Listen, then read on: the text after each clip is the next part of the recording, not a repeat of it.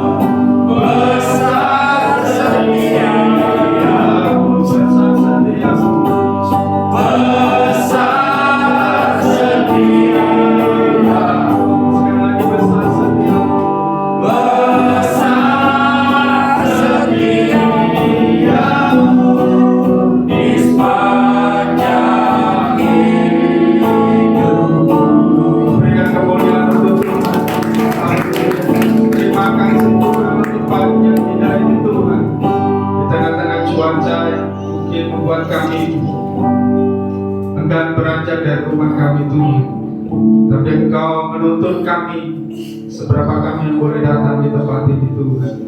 Terima kasih Tuhan untuk segala kebaikan-Mu Tuhan. Terima kasih untuk segala pertolongan-Mu yang tidak pernah terlambat bagi hidup kami. Di pagi ini kami datang untuk membawa syukur kami Tuhan. Kami mau mendengarkan akan kebenaran-Mu Tuhan. Kiranya Aku memberkati jalan ibadah kami di hari ini Tuhan. Memberkati setiap pelayan-pelayan-Mu Tuhan. Juga hamba-Mu yang akan menyampaikan firman-Mu. Engkau mengurapi setiap kami Tuhan. Bahkan Engkau hadir di tengah-tengah kami. Roh Kudus-Mu terus bekerja di dalam pribadi kami Tuhan. Sehingga ibadah kami hari ini berkenan di hati Tuhan, menyenangkan hati Tuhan. Terima kasih Tuhan. Ampunilah dosa kesalahan kami Tuhan, dan layakkan kami menerima anugerah dan berkat-Mu. Kami siap memuji menyembah-Mu Tuhan di hari ini. Di dalam nama Tuhan Yesus Kristus kami berserah diri. Haleluya. Amin. Silakan duduk Bapak Ibu. Kasih Tuhan.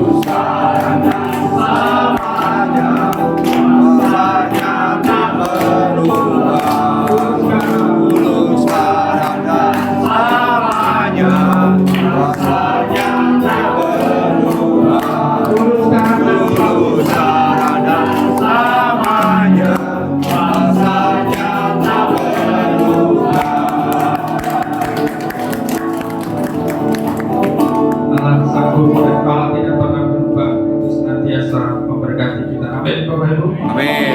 Bukan pujian, hanya kaum milik surga. Masuk.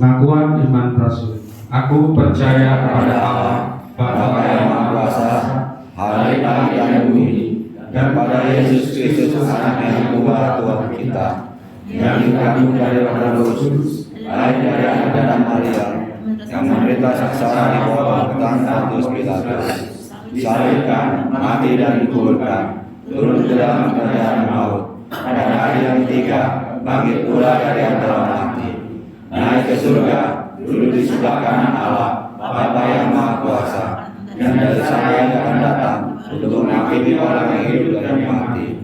Aku percaya pada Roh Kudus, Gereja yang kudus dan sama, persekutuan orang kudus, pengampunan dosa, kebangkitan dari hidup dan hidup yang kekal.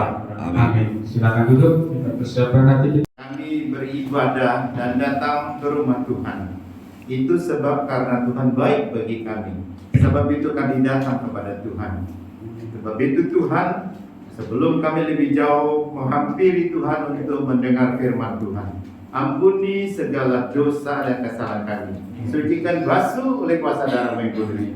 Berkati supaya firman Tuhan boleh disampaikan dan kami boleh mendapat berkat daripadanya. Tuhan pakai hamba-Mu yang lemah, yang kurang berpengertian tentang firman Allah, biarlah Tuhan pakai lidah bibirnya untuk menjadi saluran berkat penyampaian firman Tuhan. Berkati supaya beliau boleh disembunyikan di belakang kayu salib Tuhan, dan berkat Tuhan turun atas kami. Terima kasih Bapa. Sekali lagi Tuhan, sucikan ruangan ini, basuh oleh kuasa darah yang kudus. Dalam nama Tuhan Yesus kami berdoa. Amin. Amin. Ayat 11 sampai dengan ayat yang ke-17.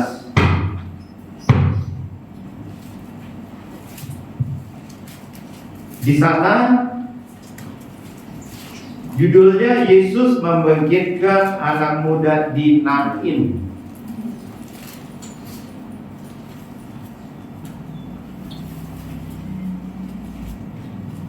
Sudah dapat?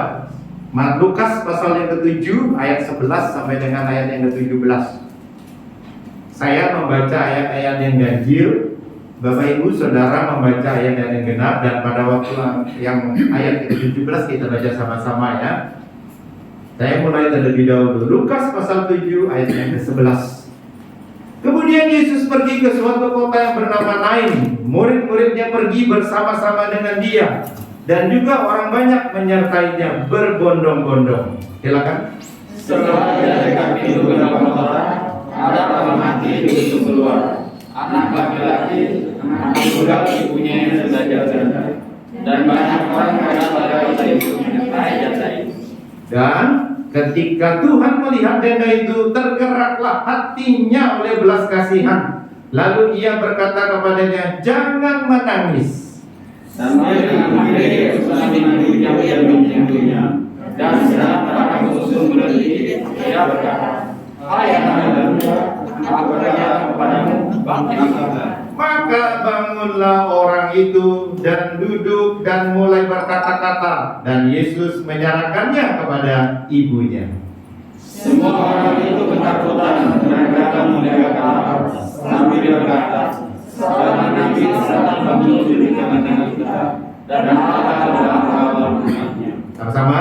Maka tersiarlah kabar tentang Yesus di seluruh Yudea dan di seluruh daerah di sekitarnya. Amin.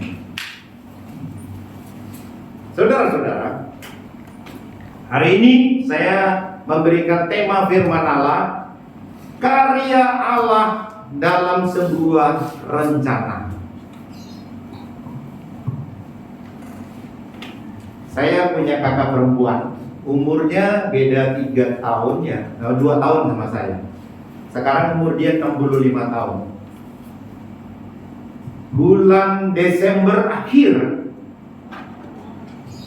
dia masuk rumah sakit Harapan Kita. Ini hal yang mustahil sebetulnya. Dia pakai BPJS. Jadi dari Pulau Bangka sana, gitu ya kan, dia direkomendasikan untuk, gitu ya kan, terserah ibu deh mau memilih rumah sakit mana, gitu. Kenapa? Karena didapati sebelum datang ke BPJS yang di Pulau Bangka sana, itu dia sudah check up dan dia mempunyai jantung yang sakit, yang kelasnya parah.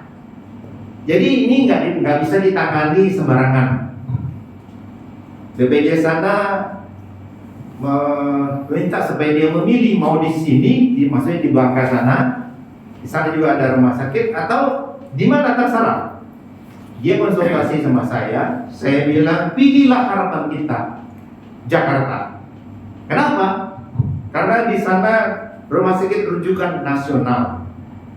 Saudara-saudara, tanggal 25 kalau nggak salah, 27 mungkin ya, dia masuk ke rumah sakit Desember tahun 2022. Saudara tahu selama 3 minggu dia ada di ICU. Dan setelah dia pulang ke rumah, ada suster yang ngomong begini, Bu, tahun 2019 pernah kejadian penyakit ibu seperti ini, tapi orang itu meninggal. Dan memang kronis. Dia harus ganti klek jantung. Dia harus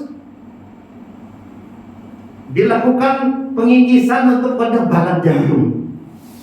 Yang ketiga, dia pun ada urat jantung yang menempel gitu. Jadi tadinya mau direnggangkan, lalu sekarang dipotong. Terus yang keempat, itu harus dipasang alat acuh jantung. Kenapa? Karena masalahnya jantungnya, iramanya tidak baik gitu. Pada waktu mau operasi kedua, saya tanggal 25 Desember itu pergi ke Singapura. Saya nggak bisa menemani, cuma saya pesan aja kepada anak-anaknya, ya, kepada menantunya. Lalu kemudian itu setelah saya kembali tanggal 31 Desember, itu ya kan, ke Jakarta. Lalu saya berusaha temui, tapi karena nggak bisa, karena di ruang ICU nggak bisa sembarangan orang masuk.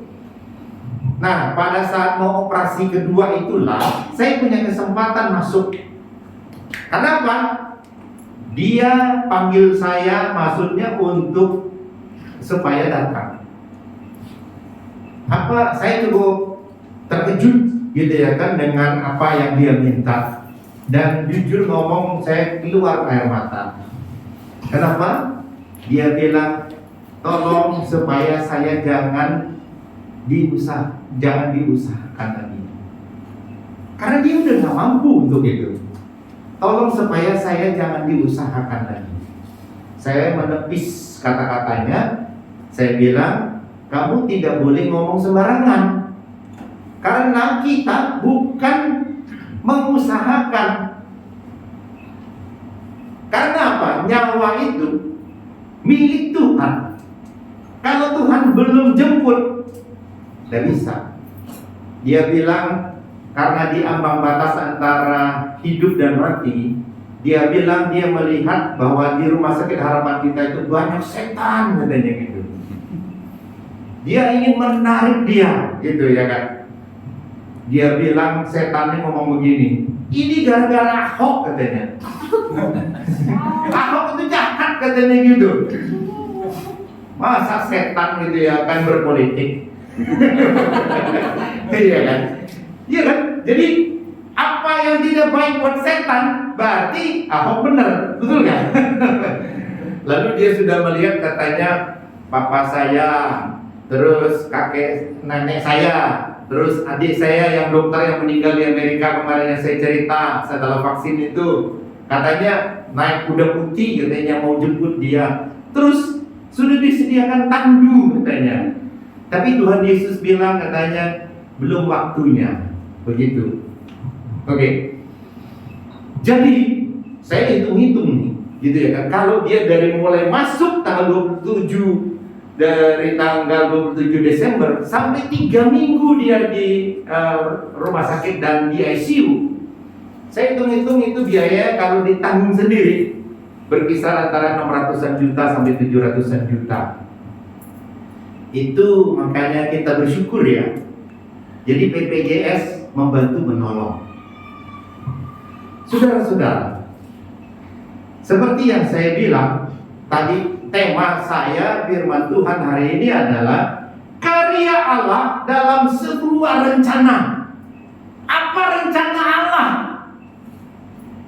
buat hidupnya? Saudara-saudara dengar cerita tadi kan tentang Lukas pasal 7 ayat 11 sampai 17 yang kita baca. Di sana ada seorang ibu yang kehilangan anaknya, meninggal, menangis. Lalu dalam perjalanan Tuhan Yesus bersapa, bertemu muka dengan rombongan ini yang membawa anak ini untuk dikuburkan. Lalu kemudian singkat cerita, Tuhan Yesus kemudian gitu ya kan jatuh hati dengan ibu ini. Karena apa? Karena ibu ini sedih. Karena ibu ini kehilangan anaknya, mungkin satu-satunya, kita nggak tahu. Tapi yang jelas tidak diceritakan di dalam konteks ini. Tapi saudara-saudara, apa yang Tuhan lakukan? Dia kemudian menghidupkan kembali anak ini. Gak ada satu orang pun di dunia ini yang bisa melakukan itu. Ilmu kedokteran mengatakan kalau sudah meninggal tidak ada yang mati suri, katanya. Kalau dulu kan kita tahu, orang tahu-tahu kita hidup lagi gitu ya, kan mati suri katanya. Tapi menurut ilmu kedokteran sekarang nggak ada tuh. Mati ya mati, meninggal ya meninggal. Nggak ada gitu ya kan. Cuma tidur sebentar lalu kemudian bangkit lagi. Nah saudara-saudara, ini kita bisa mengevaluasi gitu ya kan dalam hidup kita. Bagaimana kita dalam hidup ini? Kalau ada sesuatu di dalam kehidupan kita, dalam pekerjaan kita, apa yang Tuhan inginkan? Saya mengingat kepada waktu bangsa Israel mau masuk ke tanah perjanjian. Musa memerintahkan kepala-kepala suku untuk masuk mengintai negeri itu yang dijanjikan Tuhan itu. Yang lain melaporkan kepada Musa, Wah, orang di sana sebesar raksasa, memakan manusia, memangsa manusia. Mana mungkin masuk? Ada 2 orang tapi yang berpikir positif. Siapa dia? Yosua dan Kaleb. Dia bilang, walaupun manusia di sana besar-besar memangsa manusia, tapi kita akan masuk dan kita akan menang, katanya. Kenapa? Karena Kaleb dan Yosua percaya kepada Tuhan, bahwa Tuhan yang dia sembah adalah Tuhan yang besar, yang lebih besar daripada orang-orang tersebut, sekalipun jumlahnya banyak dan besar. Tapi Allah daripada Kaleb dan Yosua adalah Allah yang jauh lebih besar. Saudara-saudara, apa kehendak Tuhan dalam rencananya? Tahukah kita bahwa mulai saat penciptaan Allah punya sebuah rencana bahwa manusia diciptakan yang terakhir setelah semua diciptakan untuk memenuhi semua kebutuhan manusia. Tahukah kita itu? Lalu manusia juga diciptakan sebagai makhluk yang termulia, bahwa manusia kemudian akan jatuh di dalam dosa. Tuhan juga tahu, karena dia makhluk mulia itulah Tuhan memberikan dia pilihan, boleh memilih apakah gitu ya kan, pilih yang baik atau pilih yang jahat. Tuhan juga tahu bahwa dia akan kirim anaknya satu-satunya untuk menebus dosa manusia. Dan dia tahu bahwa manusia tidak mungkin menebus dosanya sendiri.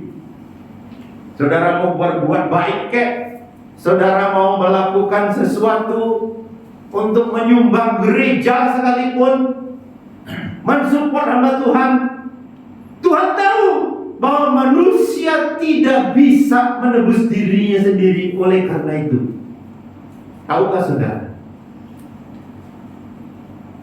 Jadi dalam kehidupan kita, misalnya umpama berkeluarga, kalau terjadi sesuatu, pertanyaannya, apakah pikiran kita yang mulai kerja dulu, atau kita tunggu dulu? Tuhan punya rencana apa? Ya, kita doakan dulu nih. Seperti saya kan, saya udah bilang tahun kemarin saya sudah lunas Pak utang, betul ya? Tahun ini dari sejak Januari Pak tanggal 1 sampai hari ini detik ini, saya belum ada satu order pekerjaan apapun yang belum saya terima. Apa saya teriak? Yang baik Tuhan sudah beri. Kenapa yang tidak baik kita tidak terima? Dalam bergereja pun, ya, jangan sampai kita punya pikirannya kita sendiri. Kita mesti geluti itu dalam doa dulu. Apa itu? Kalau hal ini terjadi, kenapa ya? Apa maksud Tuhan? Apa kehendak Tuhan? Itu. Kenapa di gereja banyak sekali keributan terjadi, salah paham dan sebagainya? Karena apa? Kekuatan sendiri.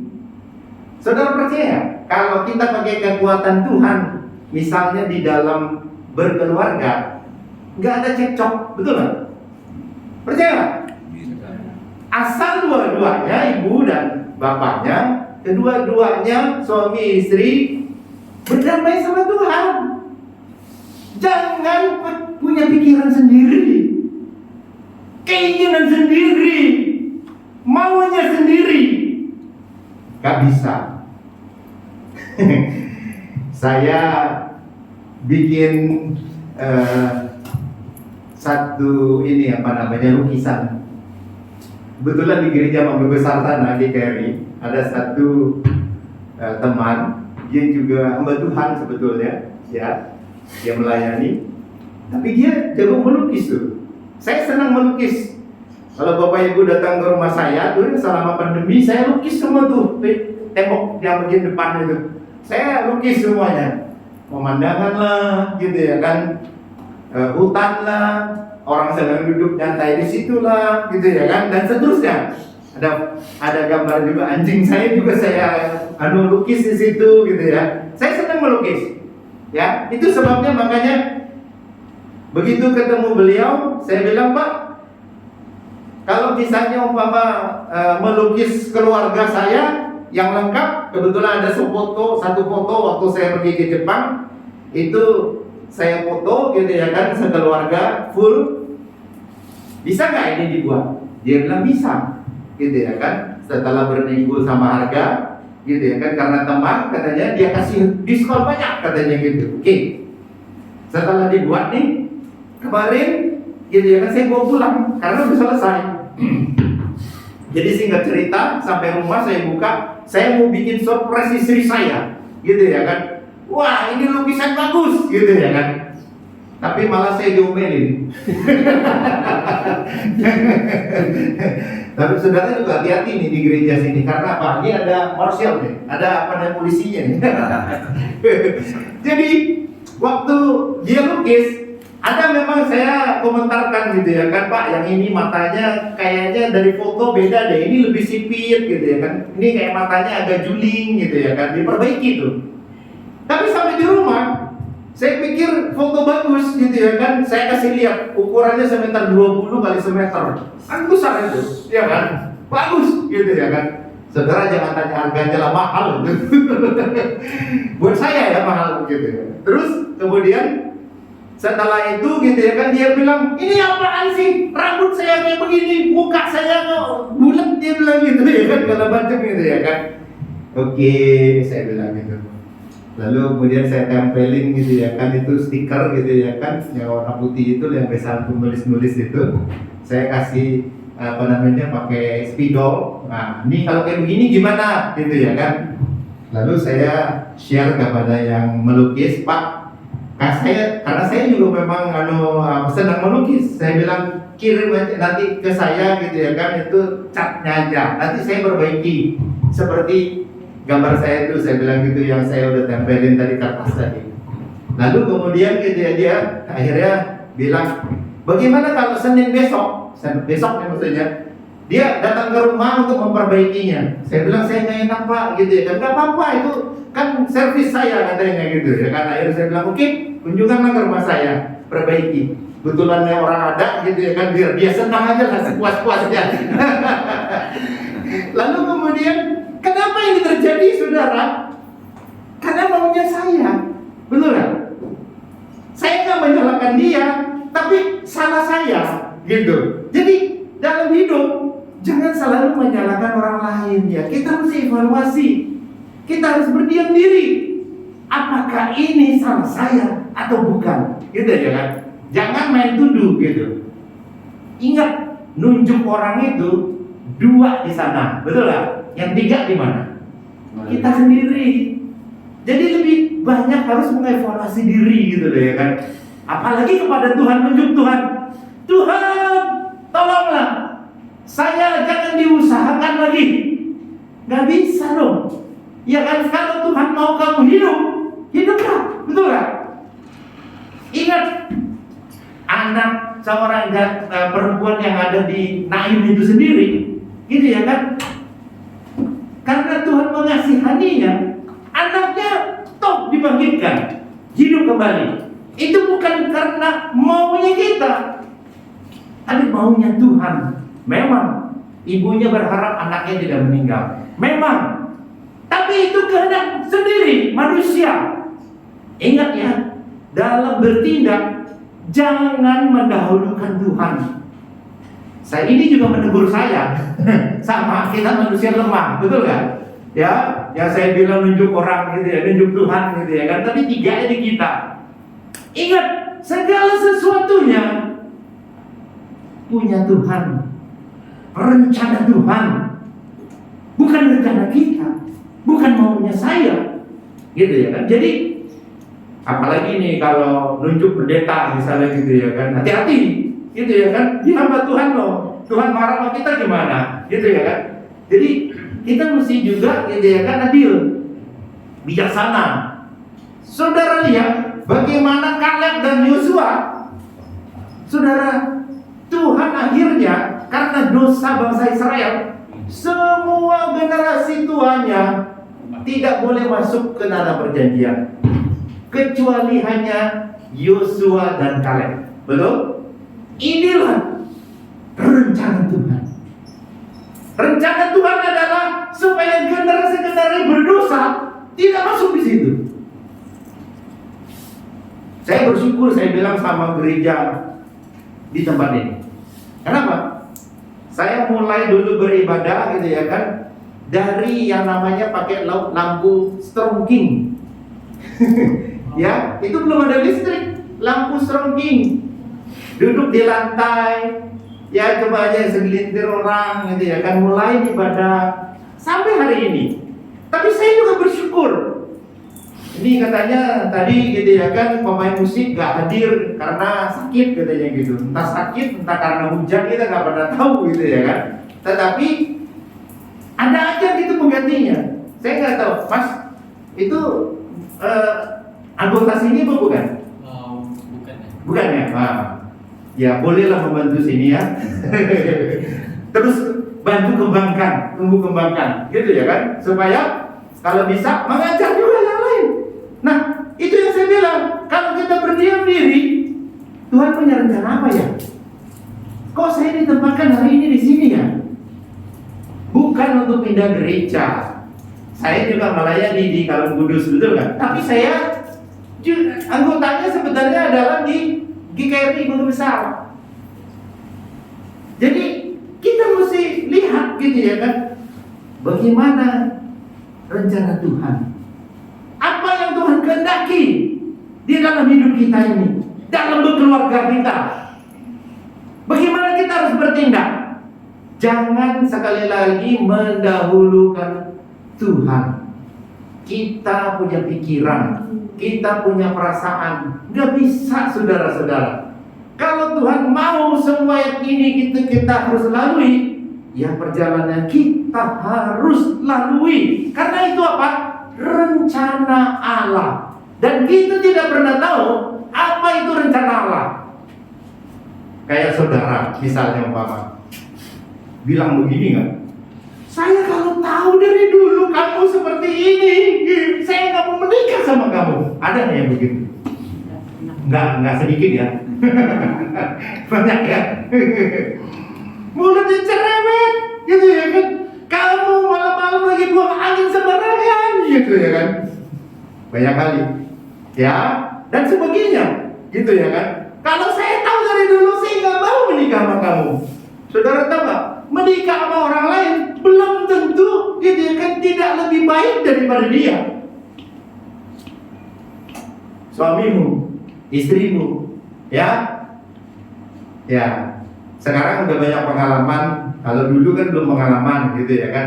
Aduh, kalau dulu saya tahu ya, saya pilih yang lebih cantik deh, gitu misalnya mama gitu. Ada yang pikiran seperti itu? Ngaku aja. Nah, ya. Enggak kan? Enggak sedikit. Nggak salah. Ya? Atau enggak salah. Jadi dalam kehidupan kita mesti memaknainya. Kenapa? Karena Tuhan punya rencana. Dan rencana Tuhan itu pasti yang terbaik. Sekalipun ada penderitaan yang luar biasa antara mati dan hidup, seperti kayak kakak perempuan saya itu. Saya bilang begini ya, saya kumpulkan kemudian anak-anaknya juga, termasuk kakak perempuan saya itu. Saya bilang begini, puji Tuhan, kamu masih diberi kehidupan oleh Tuhan. Saudara bayangkan ya, 3 minggu di ICU itu bukan perkara mudah. Sampai dia dipanggil Ibu RT. Karena apa? Yang paling lama di ICU. Iya. Jadi kalau kita lihat perkembangannya, memang dia trauma banget. Dan Di situ dokter memaparkan begitu pulang, kalau ada demam langsung ke IGD, katanya gitu. Hari pertama dia pulang, kebetulan pulangnya ke rumah saya karena rumah anaknya naik ke atas gitu ya kan, tinggalnya tempat tinggalnya itu ya kan, jadi naik anak tangga nggak memungkinkan, jadi tinggallah di rumah saya di lantai bawah situ. Besok pagi, wah demam katanya. Langsung istri saya panik gitu ya kan. Dia bilang, yuk kita bawa ke IGD. Wah, kakak perempuan saya bilang, enggak mau, jangan. Kenapa? Trauma. Dulu ya kalau dia mau tidur, itu malam hari itu lampu mati semuanya dalam kamarnya. Sekarang kalau mati lampu, dia ketakutan. Ya, karena mungkin ada musuh-musuh Ahok itu yang mau jemput dia. Ya, jadi lampu harus dinyalakan. Oke. Saudara-saudara, sekalipun antara mati dan hidup, saya bilang Tuhan masih punya rencana buat kamu. Pertama, bersaksilah. Itu sebabnya makanya saudara, selagi masih ada kesempatan hidup ini, saudara bersaksi dong. Kalau dipanggil kayak tadi itu, dan ini bukan ngomong sekarang ya, dari dulu saya selalu maju ke muka dan bersaksi. Ini kebetulan saya hari ini bawa firman aja, ya, jadi saya nggak mau maju gitu ya kan, spesial buat bersaksi. Di tengah-tengah saya menyampaikan firman, saya menyampaikan juga kesaksian. Saudara, kesempatannya ada dan pakai itu. Saudara, kalau misalnya nih ya, ini saya dikasih teman gitu ya kan, dia bilang, Pak Mus coba nih, ini pakai gitu ya kan, caranya sehat pasti Pak, dia bilang gitu. Darah manis saya normal sekarang, darah tinggi saya normal, kemudian apa namanya, dia punya kolesterol normal katanya gitu. Tahu caranya gimana? Itu kayak orang bersemedi, diam 1 menit gak boleh nafas. Saudara coba aja deh, ya. Kira-kira 1 menit saudara sanggup gak? Coba aja hitung 1, 2, sampai 60 kali nggak nafas. Wah susah, saya coba nggak lama, belum nyampe udah bernapas dah gitu kira-kira. Karena apa? Nggak terbiasa.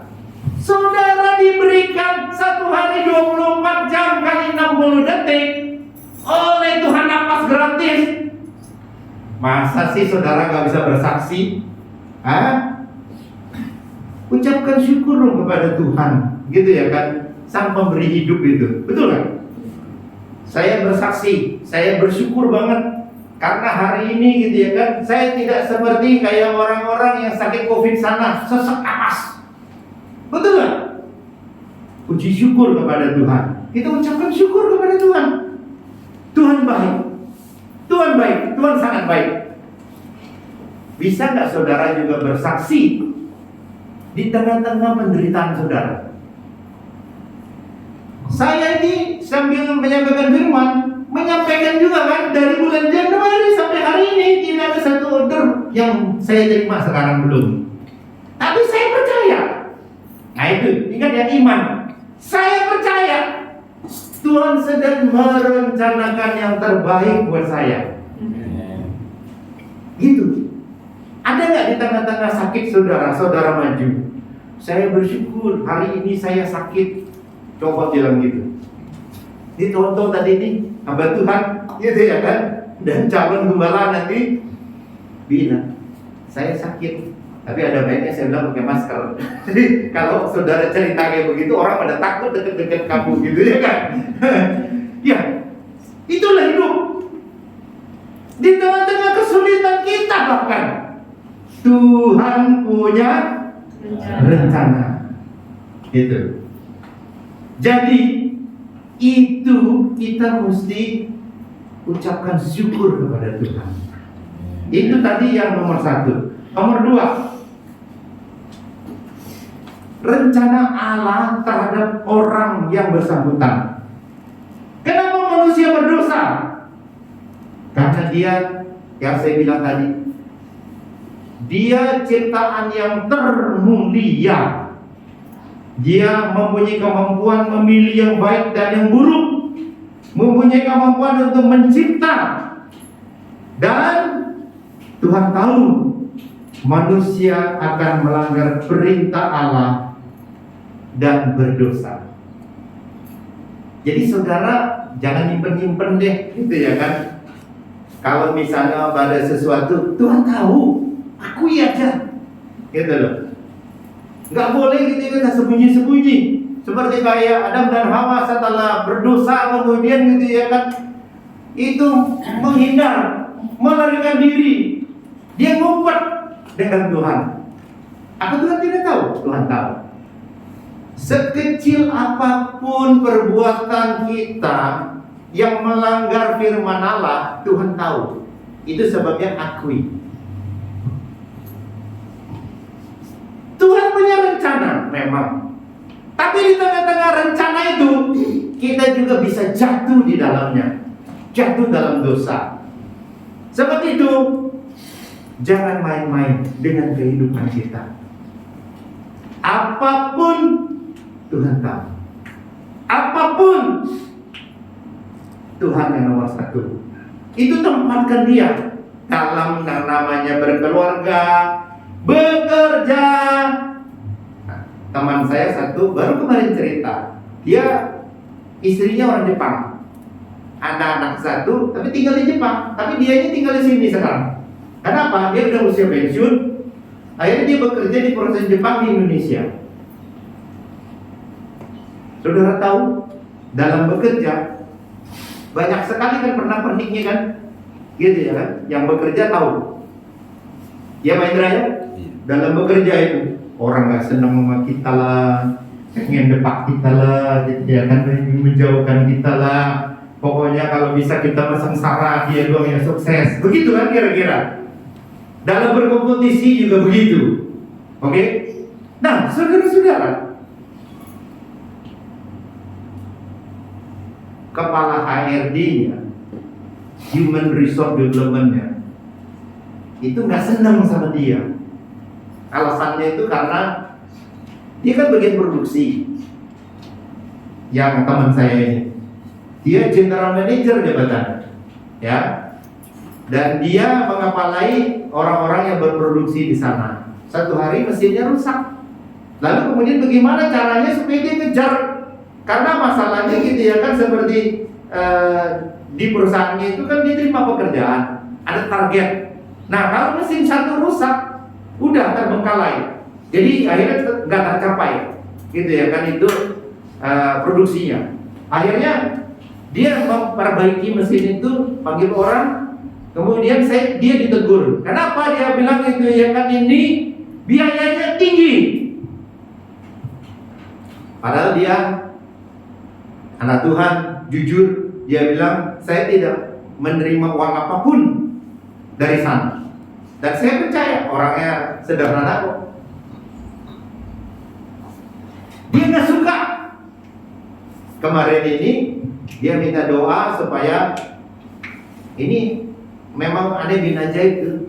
Kita pikir kerja di perusahaan Jepang gitu ya enak ya gitu ya. Dia setiap setengah tahun, setiap 6 bulan harus buat program kerja, gitu ya kan? Apa program kamu? Nanti saya akan perpanjang atau tidak kontraknya. Sekarang kan lebih banyak orang pakai sistem kontrak kan? Setelah itu dia buatlah programnya. Dia bikin program itu otomasi, automation, gitu ya kan? Itu untuk produksi dia, supaya nggak terlalu terganggu dengan orang. Ntar orang nggak masuk, nanti yang itu nggak produksi, gitu ya kan? Jadi siapapun nanti tinggal pencet tombol bisa jalan, gitu. Dia punya rencana dan disambut baik oleh yang punya orang Jepang ini. Pada waktu dia presentasi, tiap kali presentasinya, setiap satu item yang dia kemukakan, ini ibu yang HRD ini langsung gitu ya kan, dia mau membukakan pertanyaan-pertanyaan ataupun mereject gitu ya kan apa yang dia kemukakan. 1 kali, 2 kali, akhirnya dia panas juga nih. Padahal sebelumnya dia juga ngomong gitu ya kan, bahwa semua Tuhan bela gitu ya kan, seperti yang dikatakan oleh Yosua dan Kaleb tadi. Dia bentak kemudian ibu itu, ibu mau apa sebenarnya? Gitu ya kan, kenapa tidak senang sama saya dan sebagainya gitu ya kan. Orang Jepang kan terbatas bahasa Indonesianya. Terus kemudian gitu ya kan, sambil gemeteran nih ibu gitu ya kan, dia bilang saya jabatan tertinggi di sini. Akhirnya setelah selesai,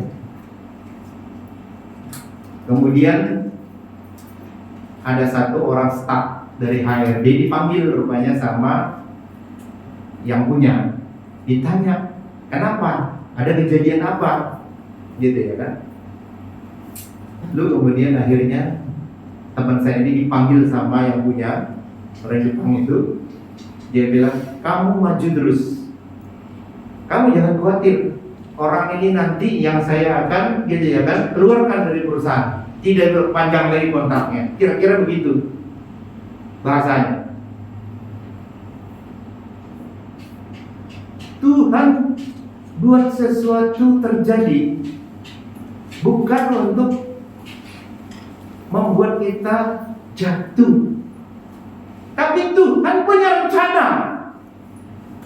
Nah itu, satu hari ini anak buahnya dia datang kepada teman saya ini. Anak buahnya dia yang bekerja di bawah dia. Dia cerita, Pak, kemarin waktu meeting sebetulnya saya diminta oleh ibu itu untuk menjatuhkan bapak, tapi dia nggak lakukan. Saudara pikir itu perbuatan siapa? Tuhan yang menggerakkan orang itu supaya dia tidak lakukan apa-apa. Lalu kenapa ibu ini seperti ini? Karena dia tidak tahu rencana Tuhan dalam kehidupannya. Ingat ya, berbahaya nih bagi kita pun kalau kita juga nggak tahu rencana Allah dalam hidup kita. Padahal ibu ini, menurut teman saya itu bilang orang Kristen dia.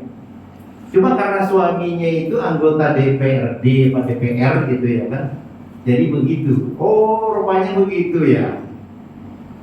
Kan kejadian kan di televisi kan. Dia bilang katanya suami saya polisi gitu ya kan, mengiring-iringi gitu ya kan mobil polisi yang lewat itu kan.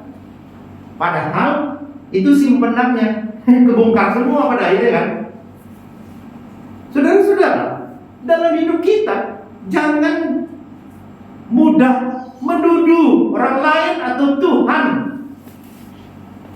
Evaluasi. Kenapa?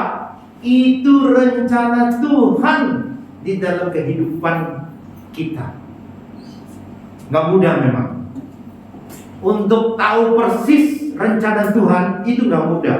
Murid-murid Tuhan aja, pada waktu Tuhan Yesus mau disalib, ditangkap, Tuhan kan pesan sama murid-muridnya, berjaga-jagalah dan berdoa. Oke? Tapi mereka tertidur. Mereka tidak tahu rencana Allah. Ya, kalau mereka, saya percaya nih, kalau murid-murid mengikuti perintah Tuhan saat itu berjaga-jaga dan berdoa, lain cerita saudara-saudara. Tidak lagi Petrus gitu yang menyangkal 3 kali sebelum ayam berkokok. Dia dengan gagahnya bilang, saya murid Tuhan. Oke? Sekalipun harus mati karenanya. Saudara tahu? Jangan bertindak sendiri. Jangan menghakimi. Karena apa? Ingat, itu rencana Allah. Kayak apa namanya tuh teman saya ini, kalau dia nggak teriak dalam ruang meeting itu barangkali gitu ya kan barangkali loh ya, apakah gitu ya kan ibu ini juga akan diperpanjang nanti gitu ya kan kontrak kerjanya, kan belum tentu. Kalau dia berdiam diri, Tuhan yang bertindak. Kalau sekarang dia nunggu barangkali gitu ya kan sampai akhir daripada kontraknya yang sekarang. Sekarang belum diberhentiin sih, gitu ya kan? Tapi kalau misalnya dia berdiam diri, bisa nggak Tuhan bertindak saat hari itu juga ibu ini keluar? Bisa? Bisa. Itu bedanya saudara-saudara. Kalau kita bertindak sendiri dan tidak. Jadi jangan lakukan sesuatu yang mendahulukan Tuhan. Gak bagus. Nomor 3, rencana Allah terhadap keluarga. Apa ya? Tuhan ingin saudara-saudara mengembalikan keluarga sebagai sebuah persekutuan. Jadi kalau ada riak-riak di dalam keluarga, gitu ya kan? Ingat tuh, Tuhan punya rencana apa ya? Gitu. Itu sebabnya barangkali nih kita udah lama tidak beribadah bersama-sama. Yuk kita kumpul. Kita mungkin sudah lama tidak pernah berdoa bersama-sama. Sekarang ayo, gitu ya kan? Mari saudara-saudara, kita tahu rencana Allah persis dalam hidup kita. Lalu sekarang rencana Allah terhadap semua orang. Kira-kira menurut saudara apa ya? Nah, ini kita harus coba merenungkan dan kita coba gitu ya kan, mengevaluasi apa rencana Allah terhadap semua orang. Itu sebabnya saya melihat seperti kayak hari ini ada renungan di dalam Epifania News ini bagus sih, ya. Jadi saudara harus lihat, tapi ingatlah, ini tidak sempurna, ya. Pada waktu saudara baca, ada hikmat gak yang Tuhan berikan? Di sini kan tentang bekerja, ya, pemberitaan. Ada satu lagi Pak yang kurang kalau menurut saya. Bekerja selama masih siang untuk Tuhan, betul? Saya dapat hikmah dari sini tadi waktu baca, ya. Jadi jangan saudara sia-siakan. Saya udah lama nggak ngeliat ini ada nih. Ini ada lagi jadi berkat nih, ya. Ada satu lagi yang Tuhan bicarakan, bekerja selama masih siang buat Tuhan. Itu sebabnya makanya kita harus memuji, memuliakan nama Tuhan setiap saat dalam keluarga kita, dalam pekerjaan kita, dalam kita bersosialisasi dengan masyarakat dan seterusnya, supaya rencana Allah untuk semua orang itu mereka diselamatkan. Betul gak? Selama masih siang, ayo kita bekerja buat Tuhan. Saya bersyukur banget loh Pak. Tadi saya pikir gitu ya, Bapak juga mungkin berpikir ini orang ada nggak ya ibadah hari ini karena hujan ya. Lama-lama penuh juga rupanya gitu ya. Puji Tuhan itu. Ini orang-orang setia nih Pak. Dicatat nih 1, 2, 10 sekian semuanya gitu ya kan. Ini orang-orang setia melayani Tuhan. Ya. Saya belajar setia juga. Kenapa? Sampai hari ini walaupun parkir mobil harus di depan sono tuh Pak, ya itu di ruko-ruko sana, karena daerah sini udah susah parkir. Ruko sana jalan kaki, hujan, pakai payung juga, ya. Tetap puji Tuhan. Tuhan akan lihat kesetiaan saudara-saudara semuanya. Tuhan perhitungkan, ya. Itu sebabnya tidak ada sesuatu yang mustahil bagi Allah. Ya, dalam hidup, dalam rencana Tuhan. Mari kita kabarkan kabar baik itu lewat kehidupan kita, ya, lewat perkataan kita, lewat perbuatan kita, supaya semua orang diselamatkan oleh Tuhan, menjadi anak Tuhan. Jangan terbaliknya. Pak, di gereja ini kan kita udah menemukan Pak orang yang berbalik arah Pak, gitu ya kan? Dulu ke gereja percaya kepada Tuhan di sini, sekarang ikut seberang. Sayang, kenapa? Karena sebetulnya keselamatan itu tidak ada gitu gitu ya kan di atas nama yang lain. Cuma Tuhan Yesus. Nggak ada. Jadi saudara yang sudah menjadi anak Tuhan di sini, ingat itu. Jangan karena kesulitan, kesusahan hidup lalu kemudian beralih, pindah. Jangan, bahaya itu. Saya melihat di gereja ini sudah berapa orang yang seperti itu. Saya mengasihaninya. Bagaimana mereka binasa nanti? Ya, itu. Kita anak-anak Tuhan tentunya dipelihara Tuhan. Saudara ingat waktu mau meninggal aja si setan tuh gitu ya kan ngomong kan gitu ya kan berpolitik kan gitu gara-gara Ahok katanya. Jadi kita kan bisa mengevaluasi. Oh si Ahok itu siapa ya jadinya gitu. Gitu. Jadi inilah hidup. Mari kita saya himbau bersama-sama ya supaya seperti tema kita tadi itu karya Allah dalam sebuah rencana Allah itu harus digenapi. Jangan sampai gitu ya kan kita pada akhirnya begitu udah mau masuk ke dalam kerajaan surga itu, di sana malaikat bilang, sorry, ini bukan tempat kamu, di sebelah, ya kan? Hukuman kekal terjadi, jangan ya. Kita harus sanjung tinggi keselamatan itu. Kenapa? Karena harganya tidak bisa dibayar oleh emas apapun, oleh permata apapun, pakai uang apapun, berapapun. Karena apa? Itu sudah ditebus oleh darah yang mahal sekali, yaitu oleh anak domba Allah itu. Mari kita berdoa.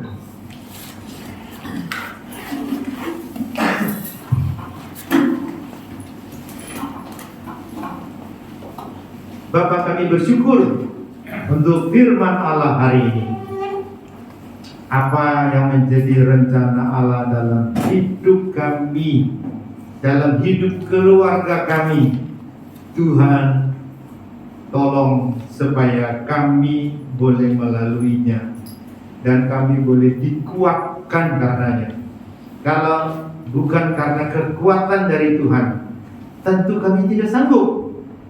Tetapi kami berdoa agar supaya kami yang lemah, biarlah Tuhan tolong supaya kami kuat. Kami yang sakit, Tuhan boleh sembuhkan. Kami berdoa agar supaya berkat-berkat Allah boleh turun atas kami sekaliannya. Tuhan, kami menyerahkan kehidupan kami ke depan, ke dalam tangan Tuhan Yesus. Kami tahu bahwa rencana Allah itu adalah rencana yang terbaik dalam kehidupan kami. Kami sebagai anak-anak-Mu berdoa agar supaya kami boleh menjadi bagian daripada berkat Allah itu bagi kami. Kami berdoa Tuhan Yesus untuk anak Pak Matius yang masih kondisi tubuhnya sakit, biarlah Tuhan jamah, Tuhan berkati. Demikian juga untuk Pak Matiusnya supaya dia juga boleh Tuhan lindungi, Tuhan kuatkan dan Tuhan sembuhkan secara sempurna. Demikian juga untuk keluarganya yang lain, biarlah Tuhan juga yang menolong. Bapa, kami percaya bahwa semua kebaikan datangnya daripada Tuhan. Sekalipun kami menderita, tapi kami percaya kami hanya menderita sementara di dunia ini, karena nanti satu hari kami begitu ketemu dengan Tuhan, tak terhingga kami mengucap syukurnya kepada Tuhan karena semua kebaikan Tuhan itu. Karena bukan karena kami Tuhan Yesus, tapi karena Tuhan semata. Sebetulnya Tuhan tolong kami. Terima kasih. Kami menyerahkan paparan dengan pelayanannya di tempat ini ke dalam tangan Tuhan Yesus. Ibu yang membantu, anak-anak juga Tuhan peliharakan, Tuhan jaga, dan Tuhan pakai mereka supaya mereka, ya Tuhan Yesus, boleh menjadi saluran berkat bagi setiap jemaat dan juga orang-orang lain supaya boleh percaya kepada Tuhan. Kami berdoa agar supaya Tuhan berikan visi misi ke depan. Berkati juga pekerjaannya sebagai guru sekolah untuk bagian kerohanian.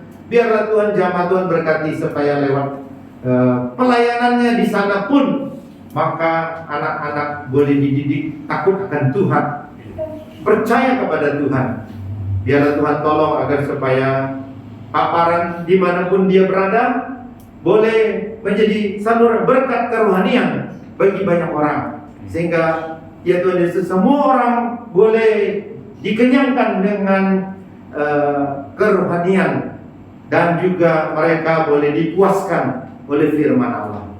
Terima kasih Bapak, kami menyerahkan setiap pergumulan kami. Mungkin kami dalam pekerjaan, ya Tuhan Yesus, kami berdoa agar supaya Tuhan juga memberikan pekerjaan kepada yang belum bekerja. Demikian juga yang sudah bekerja, mereka boleh dipakai oleh Tuhan untuk lebih lagi, bukan menjadi ekor tetapi menjadi kepala dalam bagian yang mereka masing-masing bekerja.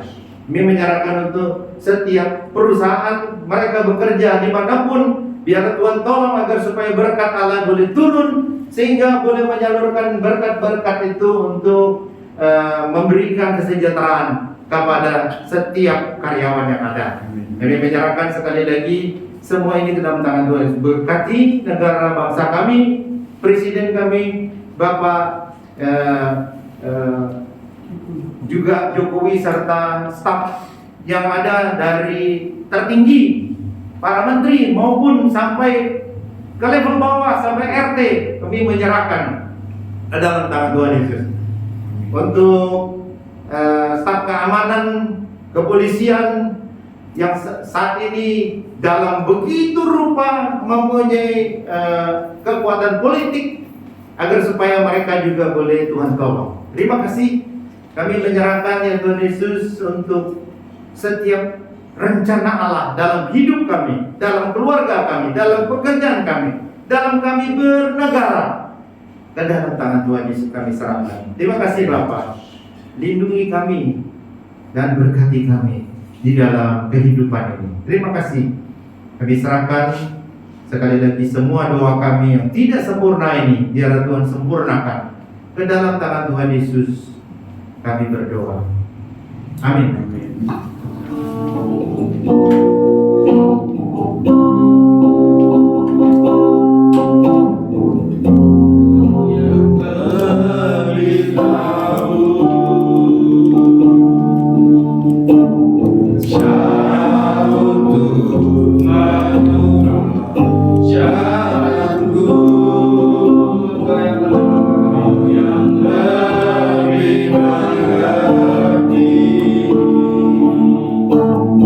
Yang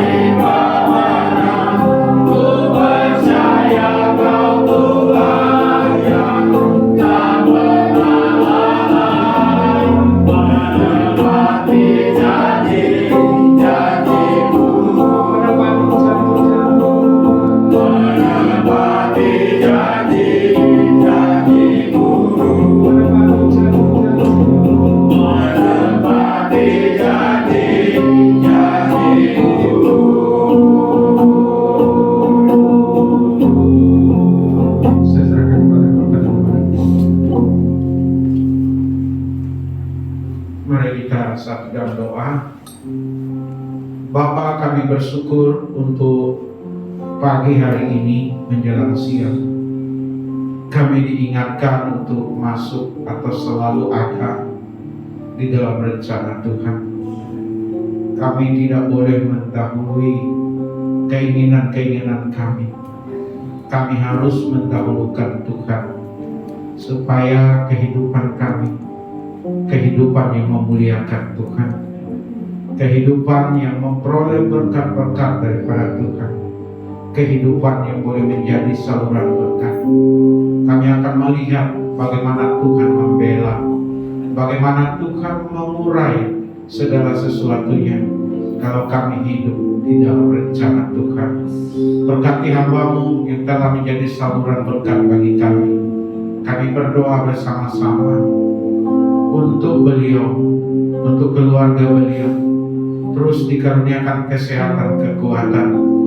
Dan kami berdoa untuk kesempatan ini, belas kasihan Tuhan, anugerah Tuhan tetap ada pada hamba-Mu di tengah-tengah usahanya. 2 bulan ini kami mendengar lewat kesaksiannya, beliau belum juga mendapatkan order, tetapi beliau tahu dengan pasti ada maksud Tuhan, ada rencana Tuhan di balik semua keadaan ini. Karenanya kami berdoa bersama-sama, yang lain diberkati Tuhan, hamba-Mu diberkati Tuhan. Kami percaya berkat Abraham, Ishak dan Yakub yang selama ini pernah dialami dan dialami oleh hamba-Mu ini akan terus dialami Tuhan.